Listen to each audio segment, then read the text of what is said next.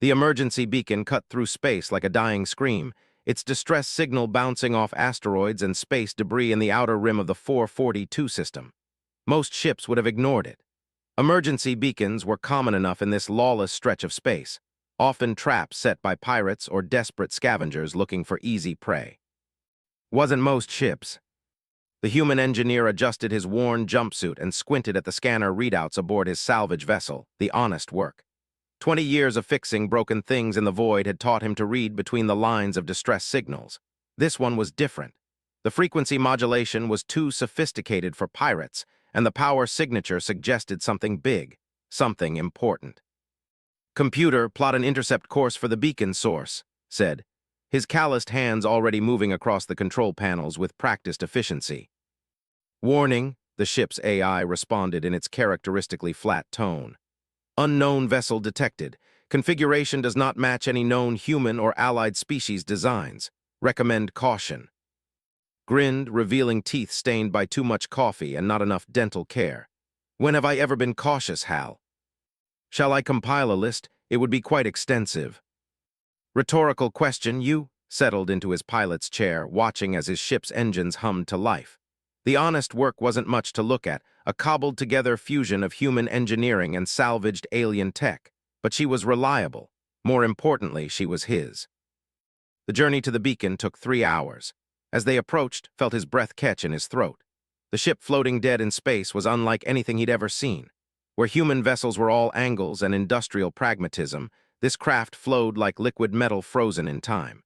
Its hull was a deep purple-black that seemed to absorb light, and even damaged as it was, the ship possessed an elegant beauty that made salvaged bucket feel like a rusty toolbox by comparison.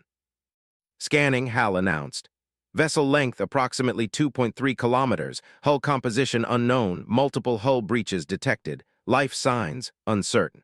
The ship's shielding is interfering with bioscans." Maneuvered his ship closer, noting the extensive damage along the alien vessel's port side. Whatever had hit this ship had done so with tremendous force.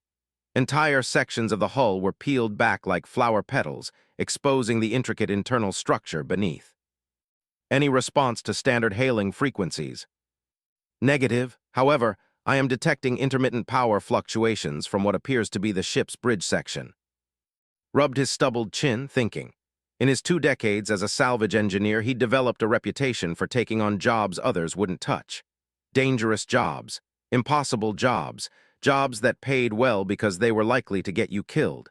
But there was something about this ship, something beyond the potential salvage value, that called to him. Maybe it was the way the emergency beacon kept pulsing with what almost sounded like desperation. Maybe it was the graceful lines of the alien vessel, so different from the utilitarian human ships he was used to. Or maybe it was just that he'd been alone in space too long and was getting sentimental in his old age. Whatever the reason, found himself suiting up for EVA. The space between his ship and the alien vessel felt vast despite the relatively short distance. His magnetic boots clanked against his ship's hull as he made his way to the airlock, double-checking his suit systems. The EVA suit was patched in 17 places and older than some of the stars he navigated by, but it was reliable. Like everything else he owned, it was built to last. Hal maintained position and keep scanning. If this goes south, jump to safe distance and send a message to the Salvagers Guild. "Understood, and be careful." The concern in the AI's voice was unusual. Hal had been with him for 15 years, ever since had salvaged the AI core from a derelict research vessel. Over time, Hal had developed what could charitably be called personality quirks. Worrying about seemed to be one of them. "Always am," lied, activating his suit's thrusters. The journey across open space gave him time to study the alien ship's damage more closely. The hull breaches were definitely from weapons fire, but not any kind he recognized. The edges of the damaged sections were too clean, too precise. Whatever had done this hadn't just punched holes in the hull, it had surgically excised entire sections. Found an intact airlock near what he guessed was the ship's engineering section. The symbols around the airlock were unlike anything in his databases, flowing script that seemed to writhe when he looked at it directly. But the basics of airlock design were universal. Beings needed to move between pressurized and unpressurized environments, regardless of species. It took him 20 minutes to figure out the alien control system, but eventually the outer door cycled open. As atmosphere flooded the chamber, noted the air mixture on his suit's readouts. Oxygen-nitrogen with trace compounds he couldn't identify. Breathable if he was willing to trust his filters. The inner door opened to reveal a corridor that took breath away. The walls weren't walls in the traditional sense. They were somehow grown, organic curves that pulsed with a faint bioluminescent light. The floor felt soft beneath his boots, almost spongy, as if the entire ship were somehow alive. "Jesus," whispered, his voice echoing strangely in the alien space. "Hal, you getting this?" Affirmative. The ship's construction appears to be biomechanical. Fascinating. I'm detecting what might be neural pathways running through the walls. Followed the corridor deeper into the ship, guided by his suit's mapping system and the faint emergency lighting that seemed to respond to his presence. The ship's design was unlike anything in human space. Where human vessels were compartmentalized, with clearly defined sections for different functions, this ship flowed organically from space to space. He found the first body 20 minutes into his exploration. The alien was tall, maybe 7 feet, with an elongated skull and 4 arms that ended in delicate, articulated fingers. Its skin had once been a pale blue-white but had faded to gray in death. The being wore what might have been a uniform, though it was so intricately designed it could have been ceremonial robes. Most striking were the crystalline growths along the alien's temples and forearms, some kind of biological computer interface, guessed. "Well, that answers whether anyone's home," muttered, continuing his exploration. He found more bodies as he moved through the ship, all the same species, all bearing the same crystalline growths. Some were clearly crew members, dressed in simpler versions of the uniforms. Others wore more elaborate garments and seemed to have additional crystalline interfaces. The ship's bridge was a work of art. Instead of individual workstations, the command center was a flowing, organic space where living walls interfaced directly with the occupants. Crystalline tendrils hung from the ceiling like frozen lightning, and in the center of it all sat a throne that was clearly meant for someone important. Someone who was still alive. The figure on the throne was clearly female, though was making assumptions based on human standards. She was taller than the others he'd found, maybe 8 feet, with additional crystalline growths that formed an almost crown-like structure around her head. Her 4 arms were folded across her chest, and her breathing was barely perceptible. But she was breathing. Approached carefully, his suit's medical scanners working overtime. The alien, the queen, he decided, based on the throne and the elaborate crystalline crown, was badly injured. Burns across her torso suggested she'd been caught in some kind of energy discharge, and her vital signs were weak but stable. As he got closer, her eyes opened. They were large, luminous gold, and filled with an intelligence that made take a step back. When she spoke, his suit's translation system struggled with the flowing, musical language before settling on something approximating English. "Another scavenger," she said, her voice carrying harmonics that made think of wind chimes. "Come to pick the bones of the eternal dawn." "Actually, I came because of your distress beacon," replied, hoping his suit systems were translating properly. "I'm independent salvage engineer. You need medical attention." The Queen's eyes narrowed, studying him with an intensity that was uncomfortable. "Human," she said, and there was something like surprise in her voice. "The young race, you would help me." "That's generally what people do when they find someone hurt," said. "Question is, can I help you? I'm not exactly trained in alien physiology." A sound that might have been laughter escaped the Queen's lips. "No, but you are an engineer. Yes, your ship's transponder identifies you as salvage specialist, engineer." "That's right." "Then you can help me." The Queen's golden eyes fixed on his. "My ship, my people are dead, but the eternal dawn, she lives, she is, wounded, dying, but she can be, saved, healed." Looked around the organic bridge, beginning to understand. "Your ship isn't just biomechanical, it's alive, actually alive. The eternal dawn is, more than ship, she is. Home, temple, living monument to, our people, and now, she is last, as am I." "What happened here?" The Queen's expression darkened. "The devourers they came from, the void between stars they hunger for, life force, consume it, my people, fought, died, but we hurt them, drove them, back the cost was." She gestured weakly at the dead ship around them. Was quiet for a moment, processing what he'd heard. In his 20 years in space, he'd encountered a lot of strange things. Sentient crystals that sang in the stellar wind, hive minds that thought in colors instead of words, space-faring jellyfish the size of asteroids, but a living starship was a new one. "Okay," he said finally. "Say I believe you. Say your ship is alive and I can help her. What exactly are you asking me to do?" The Queen struggled to sit up and instinctively moved to help her, though he wasn't sure where to safely touch an alien. She waved him off with one of her lower arms. "The eternal dawns, heart chamber her core, it is, damaged the Devourer's weapons. They corrupt as they, wound, spread death, but you are engineer, you could repair the damage, heal her."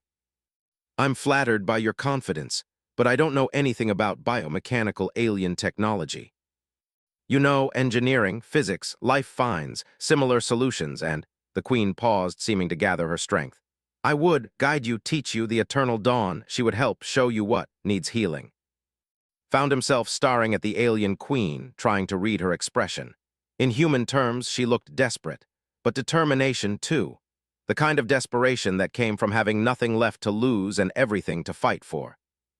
"What's in it for me?" he asked, the pragmatic salvager in him asserting itself. "I mean, I'm sympathetic, but I've got bills to pay and a ship to maintain." "I have nothing to offer you," the Queen admitted. "My people are dead, our worlds are distant, our treasures, our knowledge and art, beauty, nothing you could sell." The honest answer surprised. Most beings he'd encountered would have lied, promised riches or technology or power. The Queen's directness was refreshing, even if it didn't help his cash flow situation. "So you're asking me to spend days, maybe weeks, of my time helping you restore your ship out of the goodness of my heart?" "I am asking you to keep dying people's last hope alive to prevent the extinction of something beautiful and ancient. I am asking because I have no other choice." Was quiet for a long moment. Around them, the organic bridge pulsed with faint bioluminescence, like a slow heartbeat. He could almost imagine he was inside some vast creature, one that was slowly dying. "All right," he said finally, "I'll help you." The Queen's eyes widened in surprise. "You will?" "Yeah, call it professional curiosity. I've never worked on a living ship before." Grinned. "Besides, sounds like a challenge, and I've never been one to back down from a challenge." Relief washed over the Queen's features. "I am, last Queen of the— You have my gratitude, but also my warning. The work will be dangerous. The corruption spreads. Even now, parts of the eternal dawn are dying." "Then we better get started," said, checking his suit's power levels. "But first, I need to get some equipment from my ship, and we need to talk about exactly what I'm getting myself into." "Of course, but know this, when you give your word to one of the— It is sacred, binding, you cannot simply leave if the work becomes difficult." Nodded slowly. He'd worked with enough alien cultures to know that many of them took promises more seriously than humans did. But something in the Queen's tone suggested this was more than just cultural differences. "How binding are we talking here?" "The eternal dawn will recognize your promise, accept you as her healer, bond with you until she is healed or dead. You cannot abandon her. To do so would wound you both." "And if I fail, if I can't fix whatever's wrong with her?" Was quiet for a moment. "Then we die together, all of us, the last of our kind." Stared at the alien Queen, weighing her words. He'd taken on dangerous jobs before, but this was something else entirely. Not just dangerous, but potentially binding him to a dying alien ship until either he succeeded or they all died together. Any sane person would walk away. "Okay," said, "I'm in. You understand the full implications." "Look, Your Majesty. Please. I've spent 20 years fixing things that other people said couldn't be fixed, jury-rigging solutions to impossible problems, making miracles out of scrap metal and stubborn determination." Squared his shoulders. "If your ship can be saved, I'll save her. That's a promise." As the words left his mouth, felt something change. The air around them seemed to shimmer, and for a moment he could swear he felt something vast and ancient take notice of him. The ship's bioluminescence brightened, pulsing in what almost seemed like approval. Smiled, the first genuinely warm expression had seen from her. "Then let us begin. The eternal dawn has much to show you." The return trip to his ship felt different somehow. The corridors seemed more responsive to his presence, the bioluminescent lighting brighter and more welcoming. Couldn't shake the feeling that something was watching him, evaluating him, getting to know him. "Hal, I need you to prepare the mobile workshop kit," said as he cycled through his ship's airlock. "Full diagnostic suite, molecular assembler, backup power cells, the works. I take it your conversation with the alien was productive."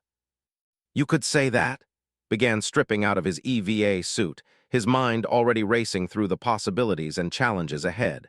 "I'm going to attempt to repair a living starship." "Ah, that would explain why you have that expression." Caught sight of himself in the airlock's mirror.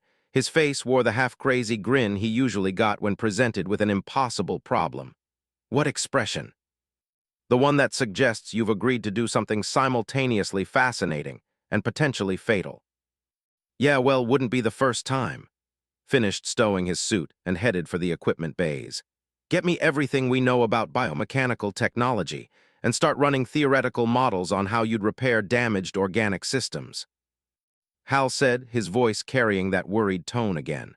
"Are you certain about this? The alien ship is clearly of a technology level far beyond our current understanding." "That's what makes it interesting," replied, loading equipment into transport containers. "Besides, she's dying, Hal. That ship and the Queen are the last of their species, if I can help them. You'll have saved an entire culture from extinction. Yes, I understand the appeal, but I also understand the risks." Paused in his packing. "You think I'm making a mistake?" "I think," Hal said carefully, "that you're being, which means you're going to throw yourself into this project with complete disregard for the personal consequences because it's the right thing to do." "Is that a problem?" "No," Hal admitted. "It's why I've stayed with you for 15 years instead of finding a nice, safe research station to call home." Grinned and resumed packing. "Come on, Hal, where's your sense of adventure?" "I had it surgically removed after that incident with the sentient asteroid." "That was different. This time I know what I'm getting into." "Do you? You're about to bond with an alien living ship to help repair damage from weapons you don't understand, guided by an alien queen whose species you know nothing about." Hefted the last equipment container. "When you put it like that, it sounds almost reasonable." "That's what worries me." The transport of equipment back to the Eternal Dawn took several trips. Each time entered the alien ship, he noticed new details. The walls weren't just bioluminescent, they were reactive, responding to his emotional state with subtle shifts in color and intensity. When he was focused and determined, the lighting was steady and bright. When he felt uncertain or worried, it became softer, more diffused. Had moved from the bridge to what she called the heart chamber.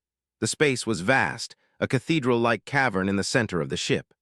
The walls curved up and away into darkness, and in the center of it all was something that took breath away. The ship's heart was a massive crystalline structure, easily 3 stories tall and shot through with veins of living light. It pulsed with a slow, steady rhythm that could feel in his bones, but even from a distance, he could see the damage had described. Dark patches spread across the crystal like cancer, areas where the living light had died and turned black. The corruption pulsed too, but in a different rhythm, one that seemed to fight against the natural heartbeat of the ship. "My God," whispered, setting down his equipment. "She is beautiful, is she not?" said. The Queen looked stronger here, as if proximity to the ship's heart gave her energy. "Even wounded, even dying, the Eternal Dawn is magnificent." "How do I even begin to approach something like this?" "Carefully," replied. "The corruption will try to spread to you if you touch it directly, but the Dawn herself will protect you, guide you. You must listen to her." Began unpacking his diagnostic equipment, trying to wrap his mind around what he was seeing. The crystalline heart was unlike anything in his experience, but the underlying principles had to be similar to other energy systems he'd worked on. Input, processing, output, storage, and distribution. The specifics might be alien, but the fundamentals of engineering were universal. "Tell me about the Devourers," said as he set up his scanners. "What exactly did their weapons do?" Moved closer to the heart, her 4 arms tracing patterns in the air above the corrupted sections. "They feed on life force, their weapons. They do not simply destroy, they corrupt, turn life against itself, make it consume itself from within." So these dark patches aren't just damaged areas, they're actively working to destroy the rest of the system. "Yes, and they spread. Each day, more of the Dawn's heart turns to darkness. Soon, there will be nothing left to save. Nodded, studying the readouts from his scanners. The corruption was definitely active, sending out what looked like viral signals to the healthy parts of the crystal. But there was something else, something that made him frown. How long ago did the attack happen? 7, no, 8 of your days. That's impossible, checked his readings again. According to my scans, this corruption has been present for weeks, maybe months. It's too established, too integrated into the system. The Queen was quiet for a long moment. There is something I have not told you. Looked up from his equipment. What? The Devourers, they did not find us by accident. They were led to us by one of our own. Someone betrayed you. My brother, he disagreed with our people's choice to remain hidden. He believed we should conquer, expand, take what we needed from lesser races. His voice carried pain that went beyond physical injury. When the council refused him, he left, sought power elsewhere, and found the Devourers. He became their herald, their guide. He knew our defenses, our weaknesses. The attack was surgical, precise, gestured toward the corrupted heart. The corruption, it carries his touch, his hatred. Absorbed this information, pieces clicking into place. So this isn't just random weapon damage. It's targeted, personal. Your brother knew exactly how to hurt your ship. Yes, and that makes the corruption more dangerous. It knows the Dawn systems, adapts to our attempts to fight it. Great, muttered. I'm not just fighting alien technology. I'm fighting alien technology designed by someone who knew exactly how to make it unbeatable. I would not ask this of you if there was another way. Looked up at the massive crystalline heart, watching the slow battle between light and darkness playing out across its surface. The corruption was winning, spreading millimeter by millimeter even as he watched. Well, he said, rolling up his sleeves, I guess we better figure out how to beat the unbeatable. He spent the next several hours running every diagnostic he could think of, mapping the corruption's spread and analyzing its behavior. Slowly, a picture emerged of what he was dealing with. The corruption was definitely some form of weaponized virus, but one that attacked the quantum-level interactions that kept the crystalline heart functioning. It was incredibly sophisticated, able to adapt to countermeasures and spread through the ship's bioneural networks. But it had weaknesses. Called out as he finished his analysis. I think I understand what we're dealing with. The good news is I think I can fight it. The bad news is it's going to require me to interface directly with your ship systems. The Queen approached, her golden eyes fixed on readouts. Interface, you mean bond with the Dawn? More than bond. I'm going to need to jack into her neural network directly, become part of her operating system at least temporarily. Gestured toward the corrupted areas. The virus adapts to organic responses, but it wasn't designed to handle human neural patterns. I might be able to confuse it, disrupt its spread long enough to develop a cure. That is extremely dangerous. None who have attempted to bond with our ships. The results were fatal. Yeah, well, I've never been accused of being smart. Began unpacking additional equipment, including a neural interface headset he'd salvaged from a derelict research vessel years ago. Besides, you said the ship would protect me, right?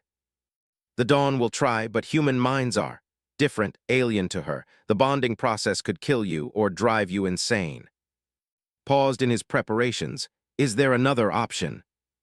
Was quiet for a moment. No, the corruption is too advanced, too adaptive. Only direct intervention at the neural level could disrupt it. Then that's what we do. Finished setting up the interface equipment, trying to ignore the voice in his head that was screaming about how insane this was. How do we make this work? I will guide the process, help the Dawn understand your patterns, but once the bonding begins, you will be changed. The experience of merging with a living ship. It leaves marks on the mind. You will never be quite the same. Looked up at the dying heart, watching the corruption spread another few millimeters. Somewhere in the ship's vast structure, he could sense other systems failing as the virus spread. How long before the life support failed? How long before the artificial gravity gave out? How long before the last remnant of an entire civilization died, because he was too scared to take a risk? Let's do it, said, settling the neural interface headset over his temples. Walk me through the process. Moved to a console that seemed to grow out of the chamber's wall, her 4 arms dancing across crystalline controls. First, you must open your mind, let go of your Barriers, the Dawn must be able to read you, understand you. Closed his eyes, trying to relax. This was definitely not covered in any engineering manual he'd ever read. Now reach out, feel for the ship's presence. She is all around you, in the walls, the air, the gravity beneath your feet. At first, felt nothing but his own heartbeat and breathing. But gradually, he became aware of something else. A vast, ancient presence that surrounded him like a gentle embrace. The ship's consciousness was alien but not hostile, curious about this strange being who had come to help. Good, murmured. She feels you, recognizes your intent. Now comes the difficult part. You must open yourself completely. Let her in. Took a deep breath and let down the mental barriers he'd spent his life building. The result was overwhelming. Suddenly he was aware of every system in the massive ship. The recycling plants that purified air and water. The biomechanical organs that generated power. The neural pathways that carried information and sensation throughout the hull. He could feel the slow pulse of the ship's circulation, the electrical activity of her thoughts. And he could feel the corruption. It was like ice in his veins, a creeping coldness that ate away at everything it touched. The virus was incredibly complex, a living program that rewrote itself constantly to stay ahead of the ship's immune responses. Could sense its alien intelligence, cold and hungry and infinitely patient. But he could also sense its weaknesses. "I'm in," gasped, his consciousness stretched between his human body and the vast alien ship. "I can feel the virus. It's like a cancer, but one that thinks." "Can you fight it?" Focused his attention on the corrupted areas of the ship's heart. The virus was definitely adapted to fight neural patterns, but it seemed confused by his human thought processes. Like a lock designed for one specific key, suddenly faced with a completely different mechanism. "Maybe," said, "I need to get closer to the core infection, the place where your brother's sabotage started." Moving through the ship's neural network was unlike anything had ever experienced. It was like swimming through liquid thought, following pathways of pure information toward the source of the corruption. The virus sensed his approach and began to shift its defenses, but its responses were sluggish, uncertain. Human minds, it seemed, were an unknown quantity. Found the core infection deep in the ship's memory systems, a writhing mass of corrupted code that pulsed with malevolent intelligence. As he approached, the virus lashed out, trying to corrupt his human neural patterns the same way it had corrupted the ship's. The pain was incredible. It felt like liquid fire pouring through his brain, rewriting his thoughts and memories. For a moment lost himself, lost track of who and what he was. He was human engineer. He was the eternal dawn, dying ship of a lost race. He was the virus, consuming everything in its path. Then training kicked in. 20 years of solving impossible problems had given a stubborn determination that went beyond mere human persistence. He grabbed hold of his sense of self and held on, using his engineering background to analyze the virus's attack patterns even as it tried to destroy him. "It's not random," gasped, his voice echoing strangely through the ship's neural network. "The corruption follows logical pathways. It has rules, limitations." Working through the pain, began to trace the virus's programming back to its source. It was incredibly sophisticated, but it was still just code, and had been debugging complex systems his entire adult life. He found the first vulnerability buried deep in the virus's adaptive algorithms. A feedback loop that the program used to monitor its own effectiveness. If he could introduce enough chaos into that loop, the virus might start attacking itself. Reached out through the ship's neural network, accessing repair protocols that had been dormant since the attack. The Eternal Dawn's immune systems had been designed to fight corruption, but they'd been overwhelmed by the virus's sophistication. What they needed was a new strategy. What they needed was human stubbornness. Called out, his consciousness split between his body in the heart chamber and his presence in the ship's network. "I need you to reroute power from non-essential systems, everything you can spare." "What are you planning?" "I'm going to give this virus something to think about," said, beginning to implement his hastily conceived plan. "It's designed to adapt to resistance, but what if we don't resist? What if we help it along?" Instead of fighting the virus directly, began to accelerate its processes, feeding it more power and access than it expected. The program began to spread faster, consuming system after system with ravenous hunger. But that was exactly what wanted. The virus's own programming became its weakness. Designed to be efficient and controlled, it wasn't prepared for the sudden influx of resources. Its adaptation algorithms began to glitch, trying to process more information than they were designed to handle. Now whispered and struck. Using the ship's own repair protocols, he began to introduce controlled chaos into the virus's feedback loops. Random data, nonsense instructions, system calls that led nowhere. The virus tried to adapt, but each adaptation just made the chaos worse. Within minutes, the corruption began to turn on itself. Watched through the ship's sensors as the dark patches on the crystalline heart began to flicker and fade. The virus was consuming its own code, trapped in recursive loops that grew more chaotic with each iteration. But the effort was taking its toll on as well. Maintaining his consciousness across the ship's vast neural network was like trying to hold together a dozen different thoughts at once. He could feel his sense of self beginning to fragment, pieces of his personality scattering through the ship's memory banks. His voice seemed to come from very far away. "You must withdraw, the bonding is becoming permanent." Knew she was right. He could feel the ship's consciousness beginning to merge with his own, alien thoughts and memories mixing with his human experiences. It would be so easy to just let go, to become part of something vast and ancient and beautiful. But that wasn't what he'd promised to do. With tremendous effort, began to pull his consciousness back from the ship's network, gathering the scattered pieces of himself back into a coherent whole. The ship resisted, not out of malice, but from a desire not to be alone again. For a brief moment, understood the incredible loneliness of being the last of one's kind, adrift in an empty universe. Then he was back in his own body, gasping and shaking in the heart chamber. The crystalline heart pulsed with clean, healthy light. The corruption was gone, consumed by its own programming glitches. Around him could feel the ship systems coming back online, damaged areas beginning the slow process of self-repair. "You did it," said, and there were tears in her golden eyes. "You saved her." Tried to stand and immediately fell over, his legs too weak to support him. The neural interface had left him drained, both physically and mentally, but alive.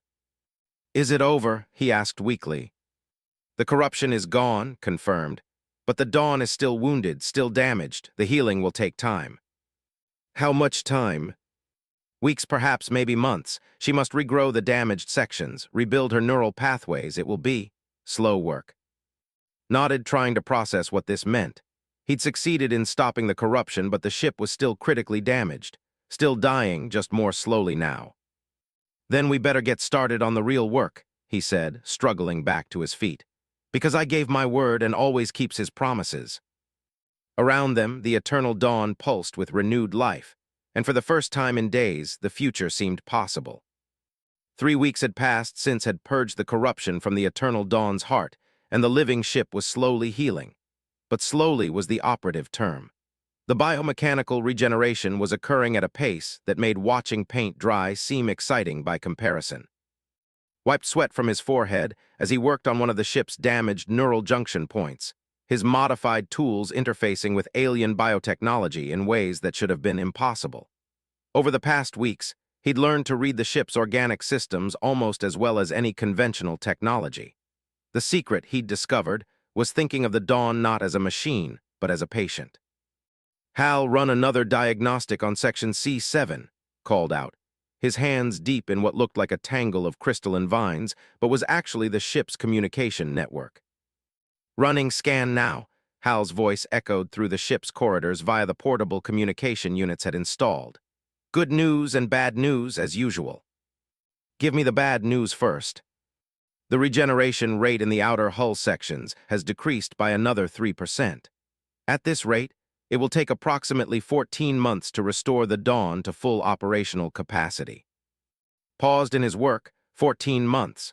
He'd originally estimated 6 weeks, maybe 2 months at the outside, but the damage was more extensive than he'd realized, and the ship's healing mechanisms were slower than he'd hoped. "What's the good news?" "The good news is that the ship's core systems are now stable. Life support is at 95% efficiency, artificial gravity is holding steady, and the propulsion system is showing signs of regenerative activity." "So we're not going to die in the next few weeks," summarized. "Correct, we'll have plenty of time to die of old age instead." grinned despite himself. Hal's sense of humor had evolved over the years, generally in the direction of dry pessimism. Thanks for the pep talk, buddy. I aim to please, also is approaching your location. Looked up from his work to see the alien queen moving through the corridor with the fluid grace that all seemed to possess. Over the past weeks, he'd grown accustomed to her presence, though he was still occasionally startled by her alien beauty. The crystalline growths that crowned her head caught and refracted light in patterns that were almost hypnotic. She said, her musical voice carrying undertones of concern, "I have troubling news. More troubling than the fact that we're looking at over a year of repairs." "I fear so," gestured toward one of the wall-mounted displays that showed local space traffic. "My ship's sensors have detected vessels moving this way." Set down his tools and studied the display. 3 ships, definitely not human in design, approaching from the edge of the system. Their configuration was unlike anything in his databases, but there was something familiar about their energy signatures. "How long until they get here?" "At current speed, 18 hours, perhaps less if they increase velocity." "Any idea who they are?" Was quiet for a moment, her golden eyes fixed on the display. I fear, they are servants of the Devourers, come to finish what they started." Felt cold fingers of dread crawl up his spine. "How certain are you?" "The energy signatures, they match reports from other worlds that were attacked. The Devourers rarely hunt alone, they send scouts, heralds, and then," she gestured around them, "they come in force." "Great," ran a hand through his hair, thinking furiously. The Eternal Dawn was in no condition for a fight. Her weapons systems were still regenerating, her shields were barely functional, and her mobility was severely limited. In a straight fight, they wouldn't last 5 minutes. But hadn't survived 20 years in the Outer Rim by fighting fair. "I need you to show me everything you know about the ship's defense systems. Not just the weapons, everything. Shields, countermeasures, evasion protocols, all of it." "The Dawn's defenses are compromised, healing, but not yet functional." "I'm not talking about what's functional, I'm talking about what's possible." Was already moving toward the bridge, his mind racing through possibilities. "You said this ship is alive, right? That means she can adapt, improvise. We just need to give her the right tools." The next few hours were a crash course in military technology. Guided through the ship's tactical systems, explaining weapons and defenses that operated on principles he was only beginning to understand. The Eternal Dawn had been built as a colony ship, not a warship, but they had learned long ago that the universe was not a safe place. "This is fascinating," said, studying the schematic for what called a resonance cannon. "It's not actually a weapon at all. It's a tool for mining asteroids converted for combat use. My people were explorers first, miners, scientists, but we learned to protect ourselves. And this," pointed to another system, "some kind of camouflage. Biomimetic shielding. The Dawn can appear to be dead, a derelict. The Devourer's servants often ignore dead ships." Nodded, an idea beginning to form. "What about active deception? Can the Dawn mimic the energy signature of other ships?" "To some extent. Why do you ask?" "Because I think I know how to get us out of this." Turned to face the alien queen. "But it's going to require the Dawn to do things she was never designed to do, and it's going to be dangerous, extremely dangerous." "More dangerous than facing the Devourer's servants."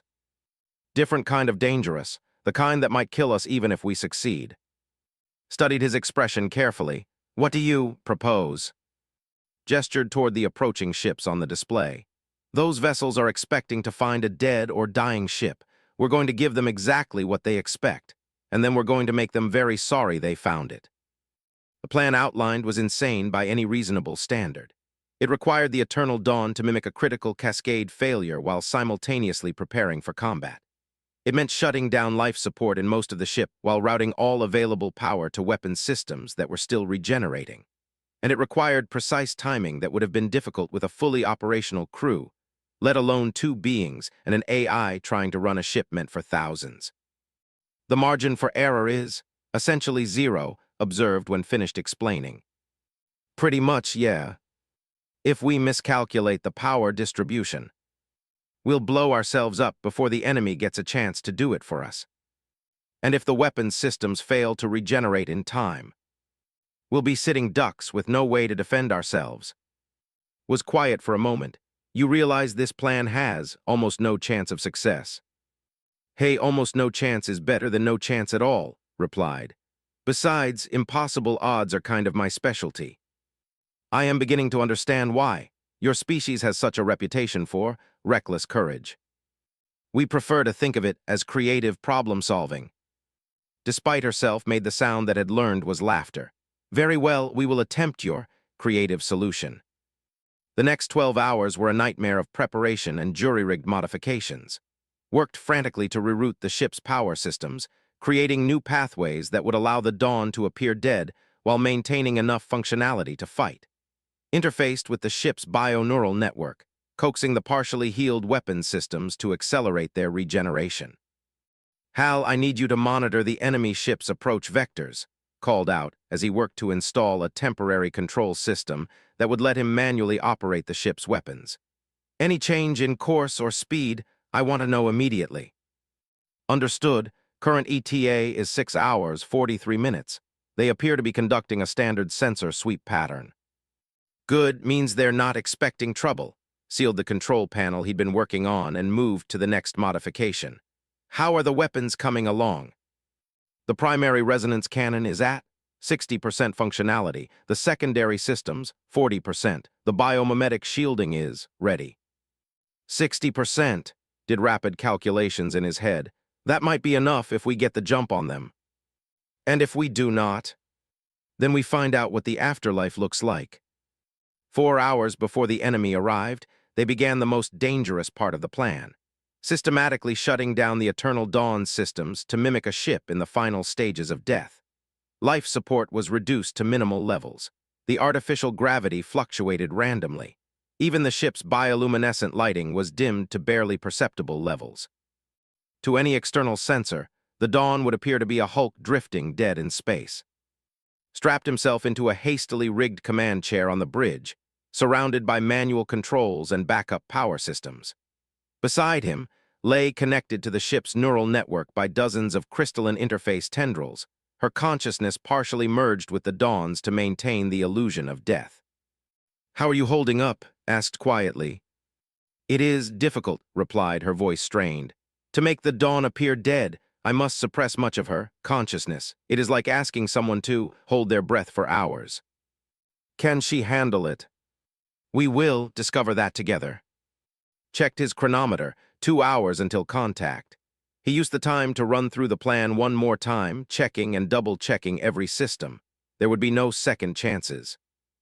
"Enemy vessels have entered sensor range," Hal reported, his voice transmitted through hardwired communication lines. 3 ships, identical configuration, definitely not human and not matching any known allied species.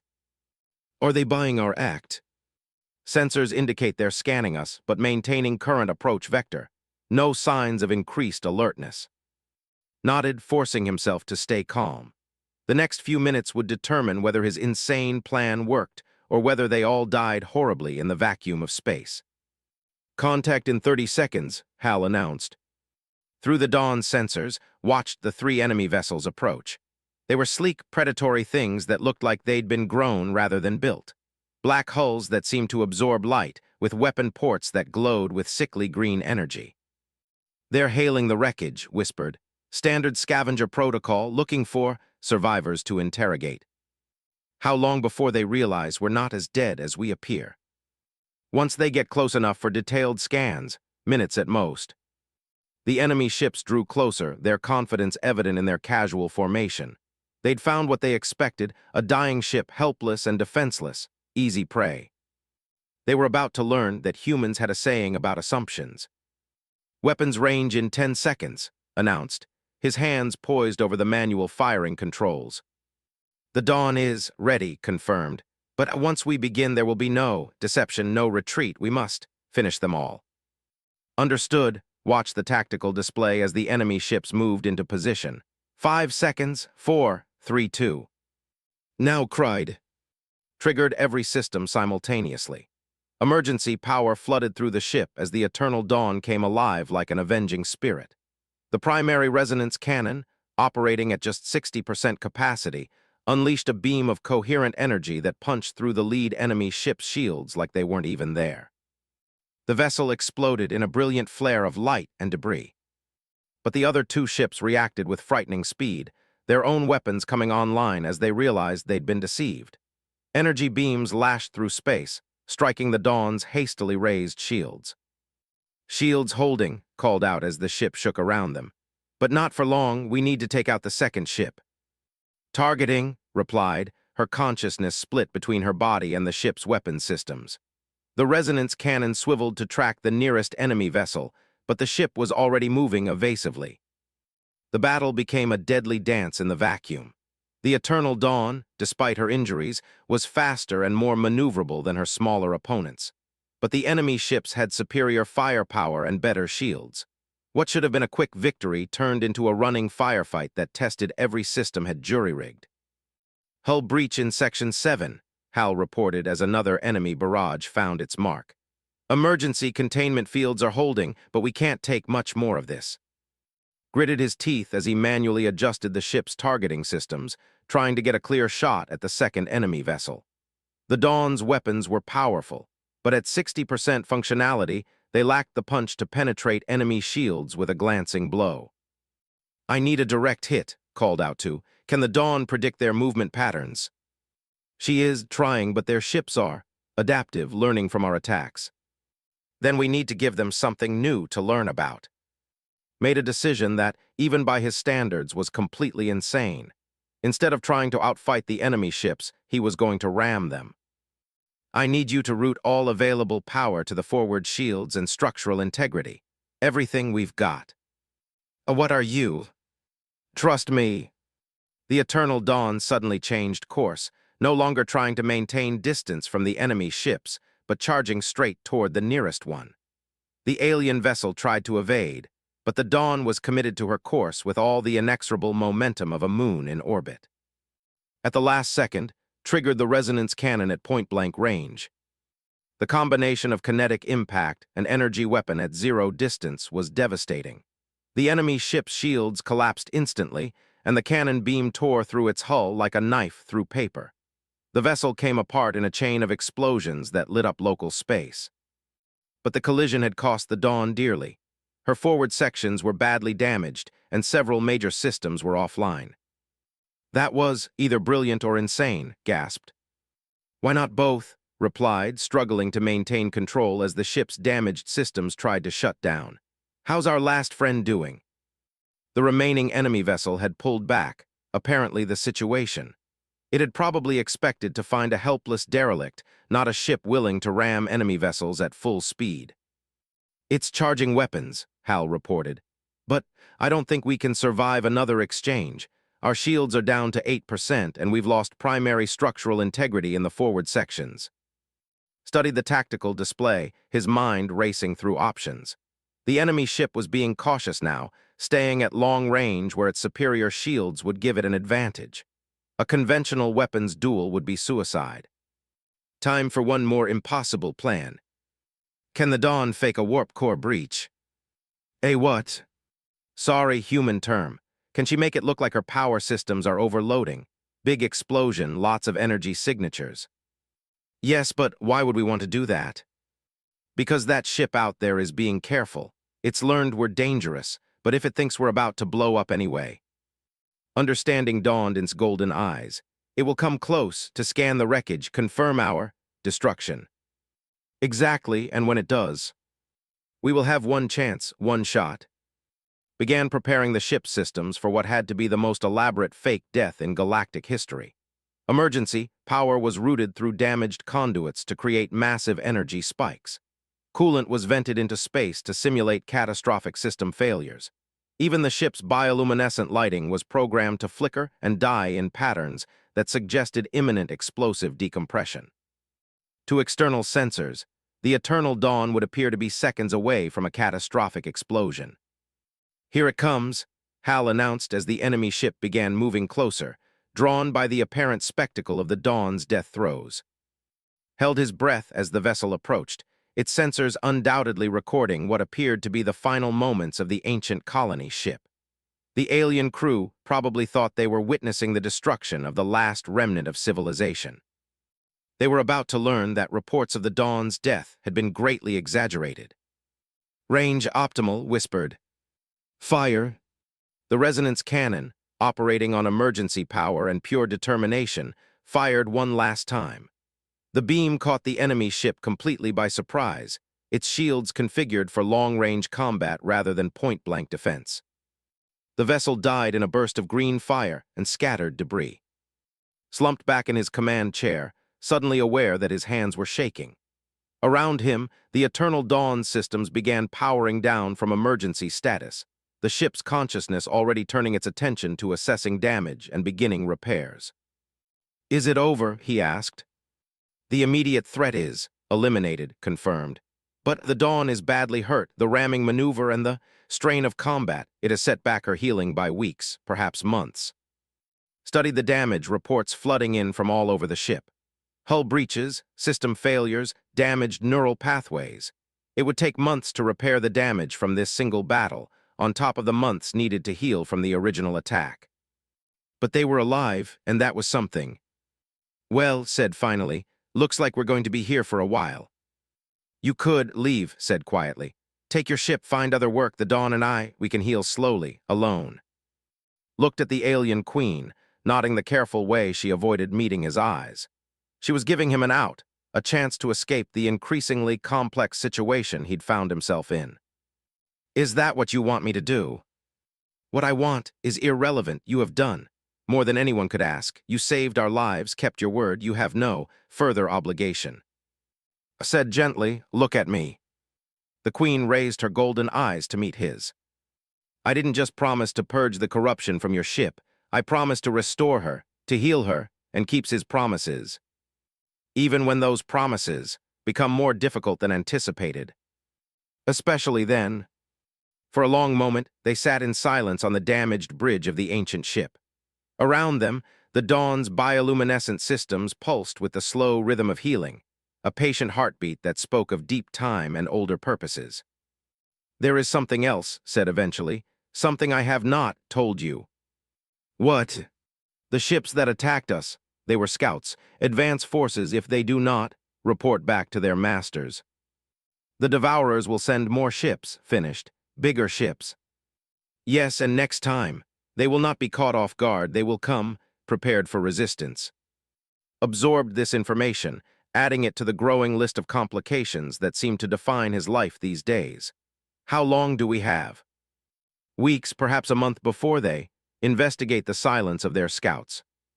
And how long before the Dawn is ready for another fight? Months, many months, even if we accelerate the healing process. Was quiet for a moment, thinking through the implications. They'd won this battle, but the war was far from over, and time was not on their side. Then we better get to work, he said finally, because I have a feeling the next fight is going to make this one look like a pleasant afternoon. Around them, the Eternal Dawn pulsed with quiet determination, her ancient consciousness already turning to the task of healing and preparation. Whatever came next, they would face it together. Had given his word, and he always kept his promises, no matter how impossible they became. 6 weeks had passed since the battle with the Devourer scouts, and was beginning to understand why other species considered humans either crazy or dangerous. Possibly both. He was currently suspended upside down in what used to be the Eternal Dawn's primary power distribution center, rewiring alien bioneural networks with salvaged human technology in ways that violated several fundamental principles of engineering. It was also working better than anyone had expected. Hal, run another efficiency test on the hybrid power grid, called out, his voice muffled by the organic walls that pulsed around him like the inside of some vast organism. Power distribution efficiency is now at 137% of original specifications, Hal replied, his voice carrying a note of what could only be described as smug satisfaction. I believe this violates several laws of physics. Only if you're thinking about it wrong, grunted, making a final adjustment to a junction that looked like a crystalline flower but functioned like a quantum computer. The laws of physics are more like guidelines anyway. That attitude explains so much about human technology, observed from her position at the chamber's primary interface. Over the past weeks, she had learned to work seamlessly with unconventional methods, her consciousness bridging the gap between human engineering and biotechnology. The results of their collaboration were nothing short of miraculous. The Eternal Dawn was not just healing, she was evolving. The integration of human technology with biomechanics had created hybrid systems that were more efficient, more adaptable, and more powerful than either technology alone. It was also creating other changes that was still trying to understand. Status report on the sensor modifications, asked as he extracted himself from the power grid, his jumpsuit stained with various fluids that didn't exist in human space. The hybrid sensor array is extraordinary, replied, her four arms dancing across crystalline controls that now incorporated human interface elements. Detection range has tripled, resolution has improved by orders of magnitude, and the Dawn can now see things she never could before. What kind of things? Subspace distortions, quantum fluctuations, the approach of ships that are still days away. Nodded, wiping his hands on a rag that immediately began cleaning itself, another benefit of biomechanical technology. Good, because according to my calculations, we're about to have company. The long-range sensors had detected the Devourer fleet 3 days ago, still far beyond conventional sensor range, but closing steadily on their position. It was a massive force, dozens of ships, including several vessels that dwarfed anything had ever seen. They were coming to finish what they'd started. Estimated time of arrival? Asked. 18 hours, give or take. Checked the latest repair reports on his portable display. How are we looking, Dawn? The ship's response came not through speakers, but directly into his mind, a side effect of the neural bonding process that had only grown stronger over the weeks. The voice was vast and ancient, carrying harmonics that spoke of deep space and older purposes. Much improved, small engineer. The healing progresses, but the damage, it runs deep. I am stronger than I was, but not yet complete. Strong enough for a fight?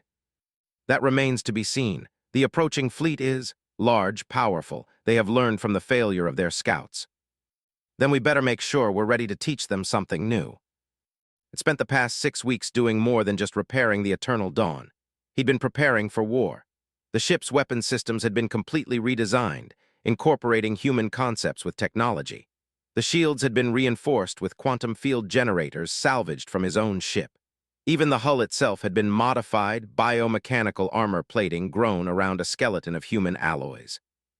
But the most significant changes were harder to quantify. The Dawn herself was different. The integration of human technology hadn't just improved her systems, it had changed her fundamental nature. She was faster, more adaptable, more aggressive, still recognizably in design and purpose, but with something distinctly human in her approach to problems. Namely, a complete willingness to try impossible solutions if the conventional ones weren't working. I have an idea, announced, studying the tactical projections of the approaching fleet. It's crazy, probably suicidal, and definitely not something anyone sane would attempt. So a typical plan, Hal observed. Exactly, gestured toward the fleet display.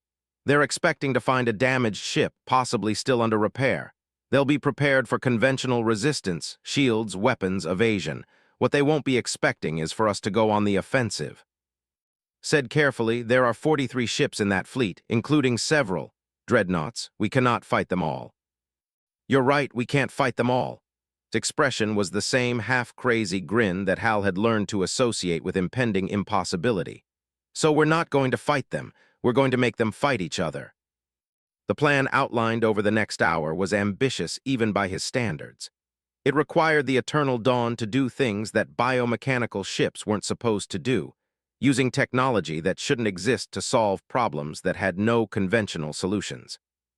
The quantum signature modulator, explained, pointing to schematics that looked like they'd been drawn by someone having a fever dream. It's based on human stealth technology crossed with biomimetic systems. The Dawn will be able to appear as anything we want, different ship types, energy signatures, even false fleet configurations. And this will help us, How asked. By making the Devourers think they're under attack by a much larger force. Ships appearing and disappearing, false energy signatures suggesting hidden fleets, coordinated attacks that seemed to come from multiple directions simultaneously. Ah, said understanding dawning in her golden eyes. Confusion, misdirection. Exactly. Humans figured out a long time ago that you don't need to be stronger than your enemy. You just need to be smarter, or crazier, preferably both. This plan has merit, the Dawn's voice whispered in its mind. But it requires perfect coordination, perfect timing, and perfect trust between us. That's the beauty of it, replied. We're not three separate entities trying to work together. We're one mind with three different perspectives. Human stubbornness, wisdom, and living ship intuition. If we can't pull off the impossible, nobody can. The next 15 hours were spent in frantic preparation. Installed the quantum signature modulator, a device that was part human engineering and part biotechnology, connected to the ship's neural network in ways that would have given conventional engineers nightmares. Worked with the Dawn's consciousness to prepare the complex illusions they would need, programming false ship signatures and phantom fleet configurations into the ship's memory banks. Hal, meanwhile, calculated attack vectors and timing sequences with the obsessive precision that only an AI could manage. Fleet contact in 3 hours, Hal announced as made final adjustments to the modulator. They're maintaining standard formation but have increased sensor sweeps. They're being cautious. Good, replied, sealing the modulator's control panel. Caution is the enemy of good decision-making. The more they think, the more likely they are to make mistakes. And if they don't make mistakes, then we make our own luck. As the Devourer fleet approached, felt the familiar pre-battle tension settling over him. But this time it was different. This time he wasn't alone in his own mind. He could feel calm determination, her warrior queen resolve strengthened by weeks of working toward this moment. And underlying it all was the vast, patient presence of the Dawn herself, ancient and powerful and ready for war. Contact, Hal announced.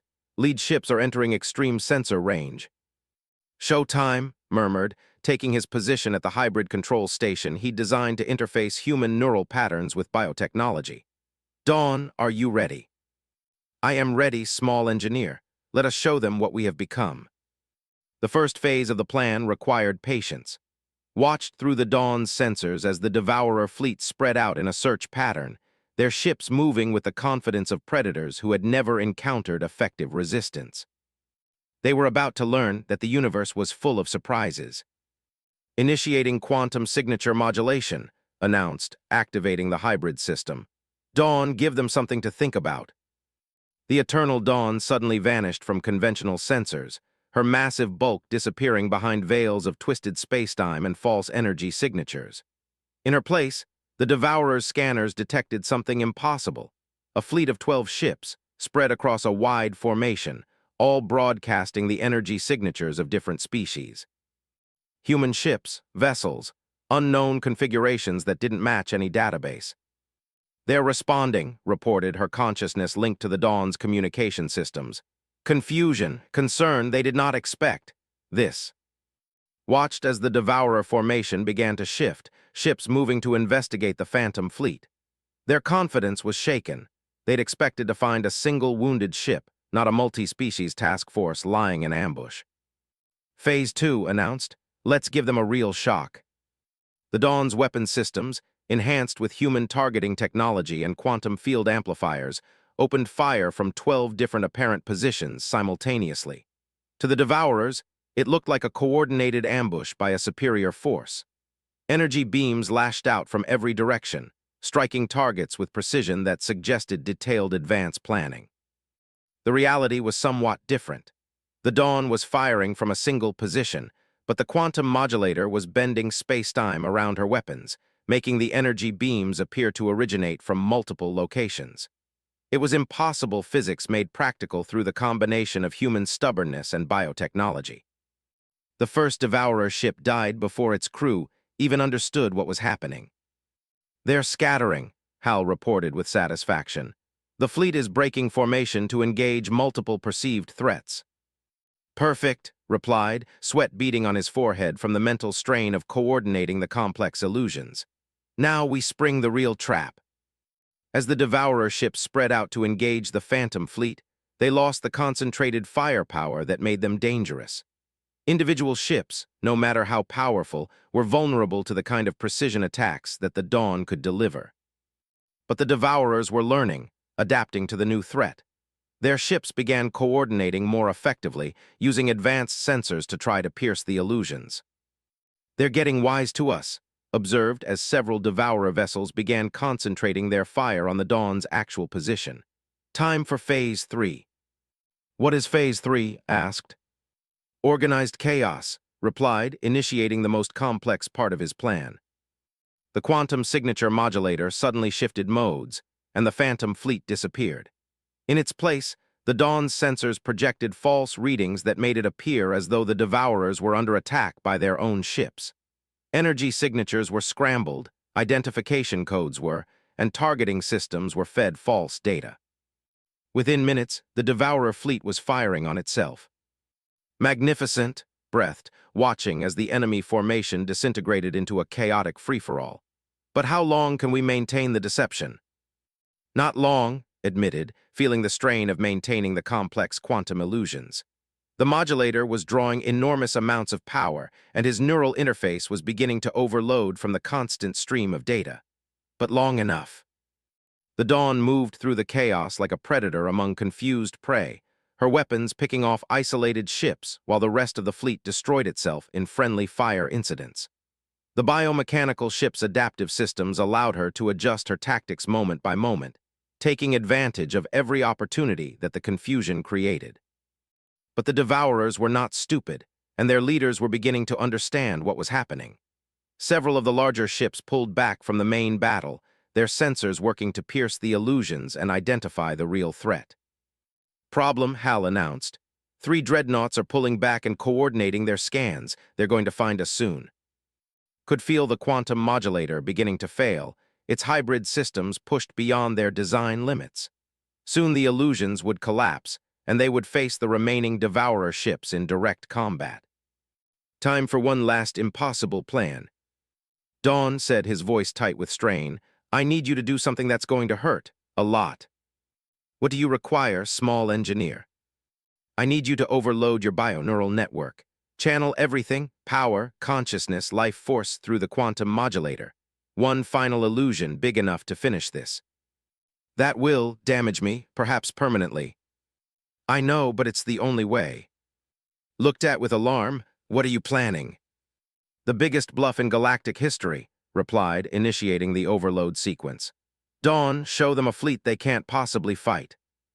The Eternal Dawn's entire bioneural network blazed with activity as every available joule of power was channeled through the quantum modulator.